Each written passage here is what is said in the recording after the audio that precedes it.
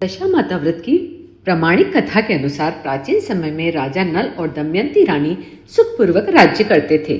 उनके दो पुत्र थे। उनके राज्य में प्रजा सुखी और संपन्न थी। एक दिन की बात है कि उस दिन होली दशा थी। एक ब्राह्मणी राजमहल में आई और रानी से कहा, दशा का डोरा ले लो। बीच में दासी बोली, हाँ रानी साहिबा, आज के दिन सभी सुहागिन महिलाएं दशा माता की पूजन और व्रत करती है तथा इस डोरे की पूजा करके गले में बांधती है, जिससे अपने घर में सुख समृद्धि आती है। अतः रानी ने ब्राह्मणी से डोरा लिया और विधि अनुसार पूजन करके गले में बांध लिया। कुछ दिनों के बाद राजा नल ने दमयंती के गले में डोरा बंधा हुआ देखा। राजा ने पूछा, इतने सोने के गहने पहनने के बाद आपने ये डोरा क्यों पहना? रानी कुछ कहती इससे पहले ही राजा ने डोरे को तोड़कर जमीन में फेंक दिया। रानी ने उस डोरे को जमीन से उठा लिया और राजा से कहा, यह तो दशा माता का डोरा था, आपने उसका अपमान करके अच्छा नहीं किया। जब रात्रि में राजा सो रहे थे तब दशा माता स्वप्न में आई और बोली, राजा से कहा, हे राजा, तेरी अच्छी दशा जा रही है और बुरी दशा आ रही है। तूने मेरा अपमान करके अच्छा नहीं किया। ऐसा कर बुढ़िया जो दशा माता थी अंतर ध्यान हो गई। अब जैसे जैसे दिन बीतते गए वैसे वैसे कुछ ही दिनों में राजा के ठाट बाट, हाथी घोड़े, लाओ लश्कर, धन धान्य, सुख शांति सब कुछ नष्ट होने लगे।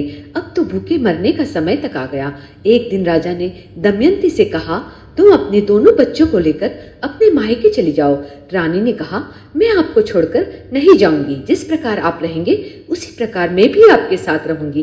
तब राजा ने कहा, अपने देश को छोड़कर दूसरे देश में चलते हैं, वहां जो भी काम मिल जाएगा वही काम कर लेंगे।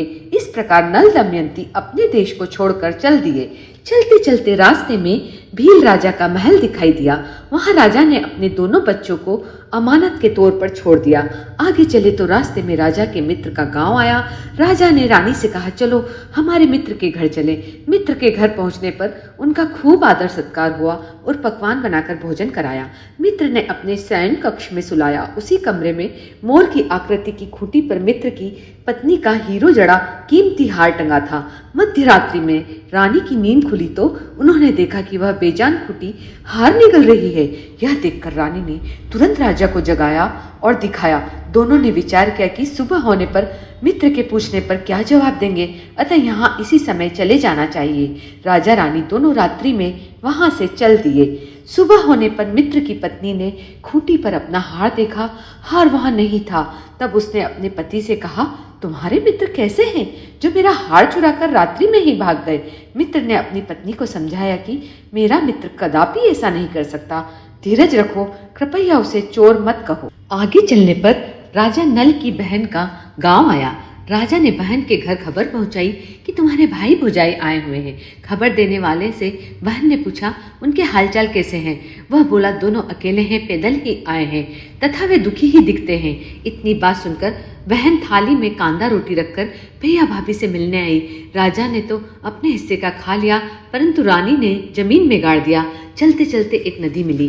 राजा ने नदी में से मछलियां निकालकर रानी से कहा, तुम इन मछलियों को भूंजो, मैं गांव में से परोसा लेकर आता हूँ। गांव का नगर सेठ सभी लोगों को भोजन करा रहा था। राजा गांव में गया और परोसा लेकर वहां से चला तो रास्ते में चील ने झपट्टा मारा और सारा भोजन नीचे गिर गया। राजा ने सोचा कि रानी विचार करेगी कि राजा तो भोजन करके आ गया और मेरे लिए कुछ भी नहीं लाया। उधर रानी मछलियां भूंजने लगी तो दुर्भाग्य से सभी मछलियां जीवित होकर नदी में चली गई।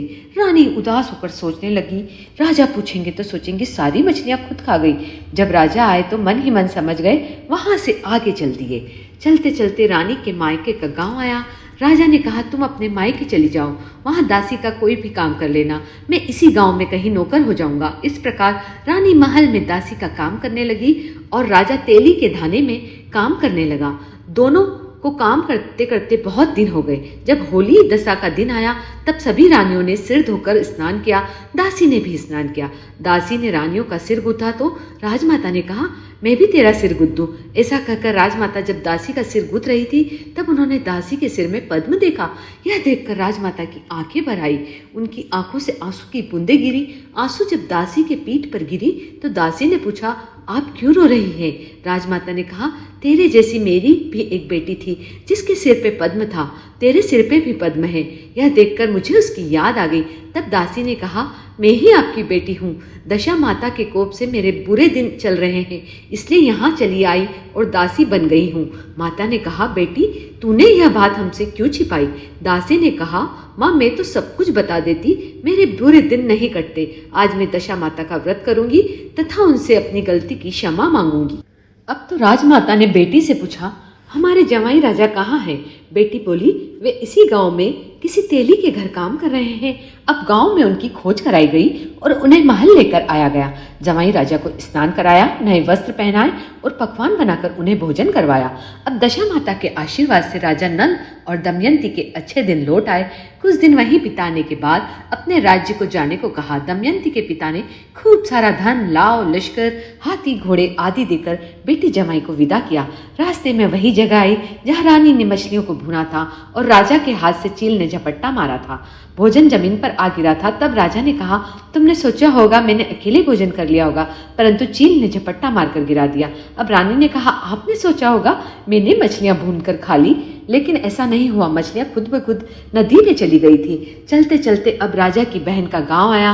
राजा ने बहन को यहाँ खबर भेजी।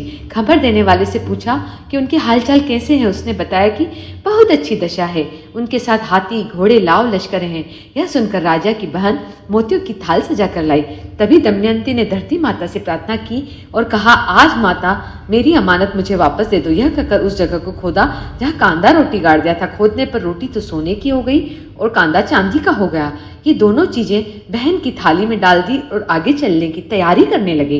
वहां से चलकर राजा अपने मित्र के घर पहुंचे। मित्र ने उनका पहले ही खूब आदर सत्कार और सम्मान किया। रात्रि विश्राम के लिए उसी शयन कक्ष में सुलाया। मोरने वाली खूंटी के हार निकल जाने वाली बात से रात भर नींद नहीं आई। आधी रात के समय वही मोरने वाली खूंटी हार उगलने लगी तो राजा ने अपने मित्र को जगाया तथा रानी ने मित्र की पत्नी को जगाया और अपना हार इसे निगल लिया था यह बात बताई। आपने सोचा होगा कि हार हमने चुराया है। दूसरे दिन प्रातःकाल नित्य कर्म से निपटकर वहां से चल दिए। वे भील राजा के यहाँ पहुंचे और अपने पुत्र को मांगा तो भील राजा ने देने से मना कर दिया।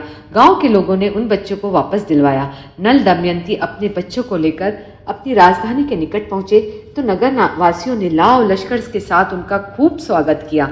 सभी ने बहुत प्रसन्न होकर उनका स्वागत किया तथा गाजे बाजे के साथ उन्हें महल पहुंचाया। राजा का पहले जैसा ठाट बाट हो गया। राजा नल दमयंती पर दशा माता ने पहले प्रकोप किया, ऐसी किसी पर मत करना, और बाद में जैसी कृपा करी वैसी सब पर करना। इसलिए दशा माता का यह व्रत